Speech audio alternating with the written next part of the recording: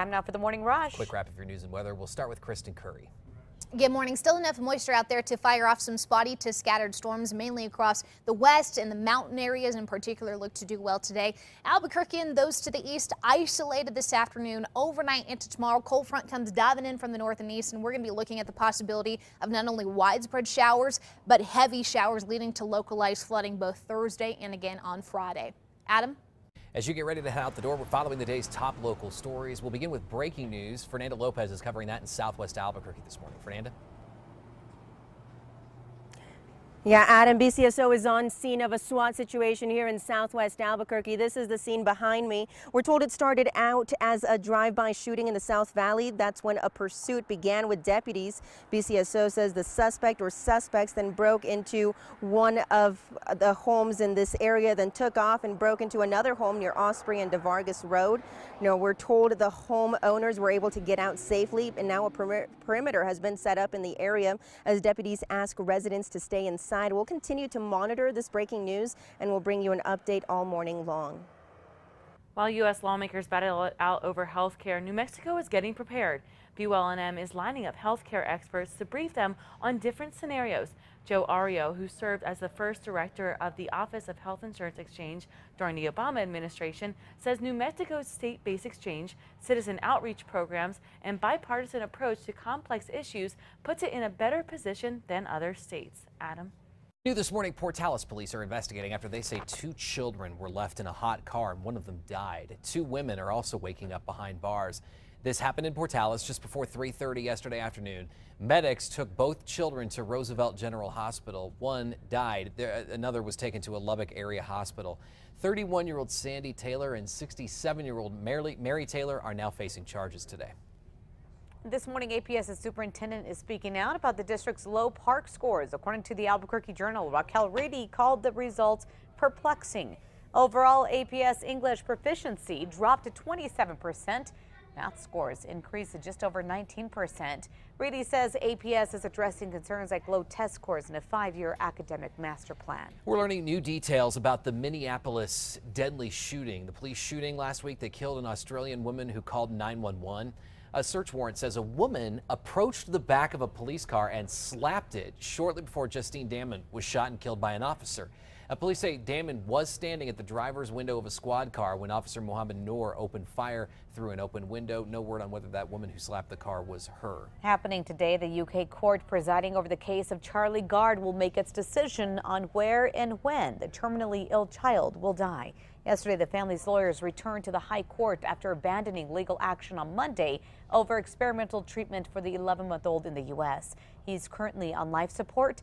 Charlie Gard's parents want to bring their son home from the hospital for his remaining days. New Mexico campaign finance regulators are now moving forward with adjustments to a recent proposal.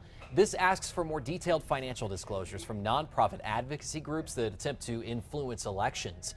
Revised rules include raising the spending threshold to $2,500 before independent groups have to reveal their contributors. Kristen? Today's Metro Threat Index down to a 2, only looking at an isolated storm chance here in the metro area, but do expect those rain chances in that Metro Threat Index to climb starting tonight, possibly all the way up to a 7 come tomorrow afternoon. Crystal? This weekend, the Albuquerque Biopark is hoping you can help them celebrate Global Tiger Day. Today, only around 3,000 tigers exist in the wild. On Saturday, the Biopark will host an event where you can learn more about tigers and their conservation efforts. You can also watch the zoo's Malayan tiger, Paneri, enjoy a special enrichment activity. Lyft and Taco Bell are partnering up this morning to test Lyft's new feature, Taco Mode. This routes customers to the nearest Taco Bell for a free taco during their ride. The ride-sharing company and fast food giants say they share a lot of customers, and Lyft will experiment from 9 p.m. to 2 a.m. in California using about 15 vehicles wrapped in festive taco wallpaper. Sign me up. How about that, Kristen? All right, time now for a check on your Wednesday morning commute. The nice thing is there's no accidents out there, but we're already a bit on the slower side. I-40 eastbound right as you approach 4th Street is down to 30 miles per hour, so some company early this morning. Everything else is moving clean and green across the state. The state is looking for its 2017 New Mexico True Hero. The honor was created by the state tourism department back in 2014. To nominate someone this year, you'll have to fill out a form which asks what makes that person a hero and how they've made an impact on their community. We posted a link to the nomination forms. Just go to our website, KRQE.com, under news briefs. Microsoft Paint is back. Just one day after Microsoft said it was getting rid of the drawing program, the company now says it'll be offered for free in the Windows Store. The company says it decided to keep Paint after an incredible outpouring of support and nostalgia. The program was released in 1985 with the first version of Windows and has been installed with every version of Windows since. All right, time now for the 5 facts. Start with number 5. A 10-year-old from Roswell is waking up a world champion this morning. Colby Sanchez travels all over New Mexico and Texas, and more recently competed in the Disc Golf World Championships in Illinois with 600 participants. Colby beat out 8 other people in his division and won. Wow, congrats. Number 4 now, DOT making plans to replace this sign, causing a whole lot of confusion over Central this morning. It says I-40 north along I-25, directing drivers turn left to get onto northbound I-40. You know that's not right. I-40 doesn't span north and south. I-25 does. DOT says the sign has been there for 9 months already. It was ordered correctly, but they say the vendor goofed up. At number 3, looking at warm temperatures again today, back to the 90s. Spotty to scattered storms focused over the north and west, and mainly over the higher terrain. We will see cooler temperatures and an increase in moisture overnight, and this is going to give way to widespread showers and storms both Thursday and Friday. Number 2 now, new details in the arrest of Mark Redwine, the father accused of killing his 13-year-old son Dylan. Dylan disappeared in November 2012, the day after he arrived in Bayfield, Colorado. That's east of Durango, for a court-ordered visit with his dad.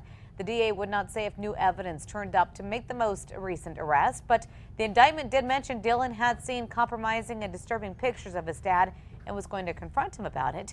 Redwine's in jail in Washington on $1 million bond, awaiting an extradition hearing set for next month. Number 1, on to new details in the officer-involved shooting that led to I-25 being shut down for hours near Algodones. This happened yesterday after police say Lane Reed of Texas, pointed a gun at a child, robbed a clerk at the Pecos River gas station between Santa Fe and Las Vegas, and then stole the owner's truck and gun. Deputies and state police chased Reed along the interstate with bullets flying. Police say Reed started that shootout. Nobody was hurt. According to state police, Reed had numerous felony warrants across the country for crimes like robbery and vehicle theft. Okay, we've been talking about breaking news out of southwest Albuquerque. We just got breaking news out of northwest Albuquerque. A SWAT situation near 2nd Street and Griegos.